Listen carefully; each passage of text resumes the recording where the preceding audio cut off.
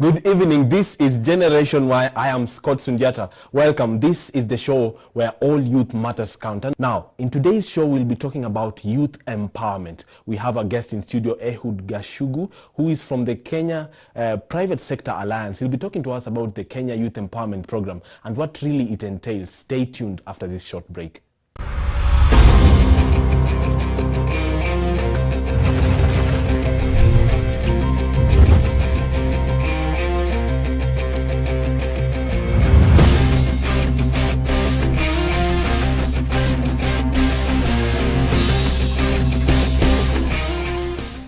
On our guest list today, we have Ehud Gachugu, the project director of the Kenya Private Sector Alliance.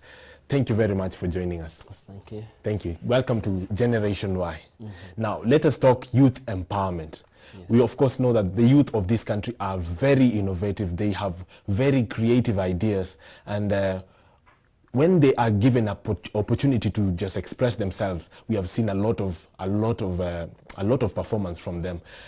What does it cost the government? What does it cost organizations that come up to support the youth? What does it cost them to empower the youth? How expensive is it? What are the challenges that they are facing? Yes. Yeah, thank you very much, Scott. Yes. Youth empowerment is a real important aspect as we start talking about national development. Yes. Not only in Kenya, but this is a global call for action where we have to invest in youth. Yes. So every nation, any nation that is forward-looking, proactive, must then invest significantly in looking at the generation of youth who are the main contributors and consumers of most goods and services of the nation. Yes. And ideally, this is not something that is so easy to speak, because it's is a complex issue that has a number of things that needs consideration. Yes. It has policy issues. It has implementation issues. And also it has issues to do with then the political will of every nation. Yeah, and talking about political will, in the recent governments, we have not seen enough political will from the recent governments, say like the government, not the Jubilee government. Of course, you're seeing a lot of support from the Jubilee government for the youth. But what has been the problem in the recent governments? The youth have been, there have been projects that have been termed to empower the youth, but it has only been lip service. What is the problem? What has been the problem? Ideally, I think from 2007, 2008, we've seen serious investment in youth, very true, particularly in this country, where now there's deliberate effort to put more effort and resources to youth programs. Yes. And not only from the government perspective, but everyone from non-government organizations to private sector getting more interested into this space. Yes. And also looking at bilateral organizations, really saying, yes, you know what, if we really have to develop this nation, then we also need to put aside resources that then could go into this work. So politically, I think Kenya is ready to continue with this good work that has already started. We've seen, like, for example, the new transformation of NYS. We've seen what the Youth Fund has been doing. Yes. And we're also seeing the deliberate effort by the Ministry of Devolution and Planning to try and revolutionize and the whole youth agenda in this nation by, of course, looking at the policies that inhibit the capacity in which youth can participate. So ideally, there's a lot of stuff that's happening, both at the policy level, at the implementation level, and this is not just by government alone, but ideally even by private sector companies, not necessarily organizations, by NGOs, everyone, academic institutions, media organizations like yours are really occupying into this space in terms of provision of information, providing of services, providing of policy intervention, provision of internships, provision of preferential job opportunities. So there's a lot that's happening. Can you say that there's a phobia from the older generation of the kind of power that can come from the youth? Because of course they fear that the youth might come and take over. Their jobs, the opportunities, the innovations are very creative. Do you think there's a certain phobia, especially in the maybe even the private sector and the political realm? Maybe there's a phobia that the youth can really overcome the challenges that are there by overpowering, by being empowered, they can come and take over. Do you think there's that kind of I a don't phobia? think that is the real issue. Yes. I think the issue is that, of course, we are in transition. The nation is in transition in terms of really looking at this question of youth unemployment. And this is not a new thing. It's been there, but of course, it's the way to tackle it which has been a real big issue. So the generation that you're talking about that is not why is a very important generation, because it forms the foundation in the basis under which then the new generation coming on board to take up this issue then has a basis of starting to intervene. Yes, yes. I've seen a lot of support even from those people you're saying they're not actually in the category of Generation Y, supporting this kind of work by either providing resources, providing mentorship support to young people who want to go to different areas of empowerment, but also contributing towards policy work. So ideally, for me, I always say the balance is important, because youth cannot do it alone. We still need to incorporate everyone as we move along this path of empowerment. So it's a matter of unity of both the young generation and the old generation. It's unity. Now, the Kenya Empowerment Program, the Kenya Youth Empowerment Program, is an initiative of the government, of course, to reduce, to ensure that every youth is able to be employed. What is the role of KEPSA in that initiative? I think so. I think it's very important that I first start by saying that the Kenya Youth Empowerment Project is a Government of Kenya project. Yes. This is a project just like any other project that the government is implementing. Yes. It's a project just like the Uwezo Fund. It's a project just like the Youth Fund and the National Youth Service and the rest. And this project is specifically funded by the World Bank.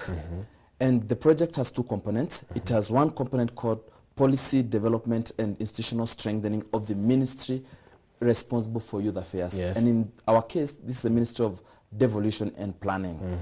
Now, this component, what it does... So it falls under the Ministry of Devolution and Planning. This particular component, yes. The project is actually coordinated by the Ministry of Devolution and Planning. Yes. But the ministry itself have a specific component that they implement. This one is for institutional strengthening and capacity building. So what the ministry does is to look at the policy, youth employment policies, and see how that can be strengthened.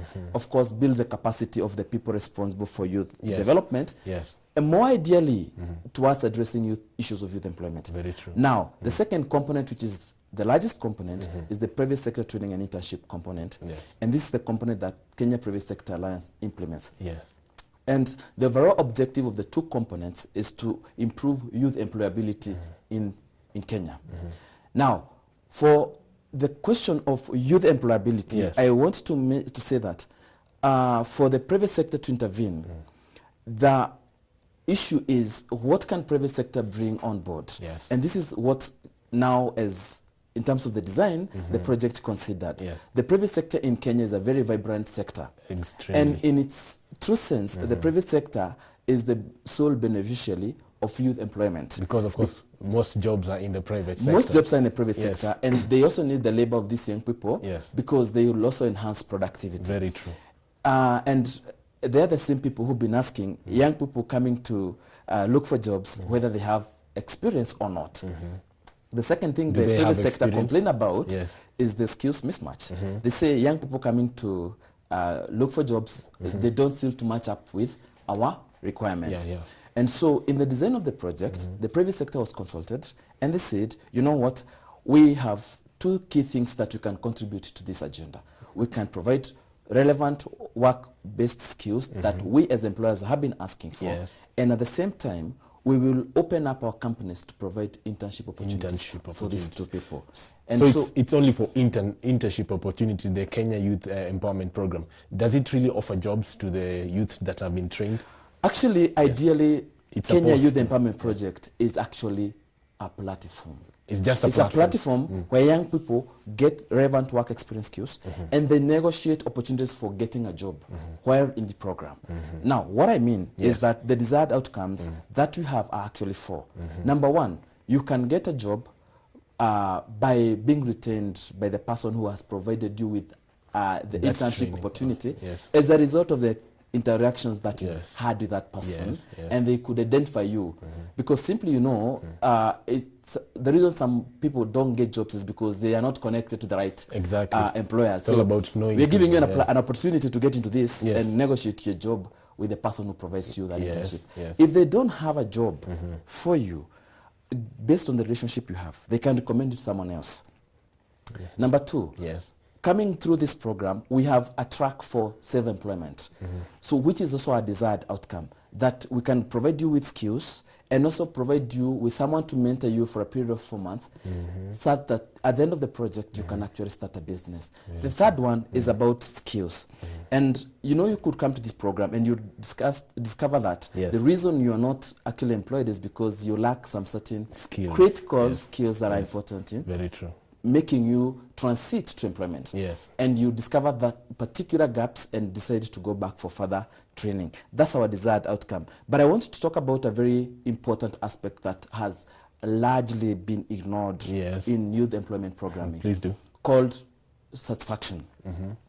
We are seeing a growing number of young people who are actually getting discouraged. They are getting discouraged in the sense that they have been trying to look for jobs over and over and over again, and they have not landed into a job or an opportunity. And so what they do is to give up, and they become discouraged and stop being active in the labor market. Now, this category of young people, which is growing by the day, as more and more people get educated and get frustrated in the labor market. It's really not, education is really not becoming satisfactory. Education is not the issue, but I think because clearly, the general idea of people in Kenya is that we go to school, get a job after that, and get employed. Scott, education or having a skill is not equal to a job. There's more to that. And this is what we're seeing, that as more people invest in education with the name of getting a job, and they get frustrated, they don't get a job that either in the short run, mid-term, or long term, they actually get frustrated. So this growing number of discouraged young people are the people that we need to really seriously think about, even as a nation, because of where they are and the kind of interventions that we need to create so that we bring them back and make them active in the labor market, so that they have this self-esteem and confidence to face the labor market and start looking for a job, and also start involving them in development work in the nation. So it's very important for us to know, and this is a particular aspect that we have in the program, the Kenya Youth Empowerment Project. Now talking about the groups that you are focusing on, especially you've talked about the group that are being discouraged from not being satisfied from their endeavors of looking for jobs. The youths have a very diverse, they have diverse interests, and your organization is focusing on these disadvantaged youths. Who are really these disadvantages? Because we know youths range from 18 to say 45. The 45-year-olds have very different needs from the 18-year-olds. How do you identify a disadvantaged group and say these ones need to be funded, or they need to be given opportunities of training, they need to be given such a certain kind of policy that help them? How do you identify them? That's a very good question, Scott. Starting from a little bit far, youth is not a homogeneous group. It's a highly heterogeneous group. And the diversity in youth cohort is not just because of age-specific diversity, but you also look at disadvantaged diversities. Now, when you look at youth in general, we have youth aged between, in terms of Kenya definition, they are aged between 18 to say 45 to 35. To 35. Around. That's the Kenyan definition of youth. But looking at that broad spectrum of youth, there are youth who are skilled, unskilled, youth who are educated, and in the education we're talking about primary school, secondary school, college, university, youth with different forms of disabilities, youth who have different interests in terms of what they would want to do in life, youth with different sociological and economic conditions. Very true. And so therefore the diversity of young people must be appreciated in all ways. Now for Kenya Youth Empowerment Project, our specific cohort of youth that we target are those that are unemployed. Unemployed youth. Now in our unemployed youth, we then go down and look for young people who are aged between 15 to 29 years of age, not in school, and have a minimum of 8 years of schooling. In our Kenyan standard, that's a KCPE. That's KCPE. But again, that's not enough. You must be out of school for a period of a minimum of 1 year. So you have finished class 8, but you stayed 1 year away. But class 8 is the minimum. So we talk about class 8, Form 4, college and university graduate. Not working, and in working I mean also running a business. Yes. A Kenyan citizen, and you don't participate in a program if you have had an earlier stage of being in the program. So ideally we look for unemployed young people. Let us now go for a short break. When we come back, we'll be talking about that specific group that you are targeting. In case you're just joining us, this is Generation Y. We are talking about empowerment for the youth. In studio, I'm joined by Ehud Gachugu. He is the project director of Kenya Private Sector Alliance. We're going for a short break. We'll be right back after this.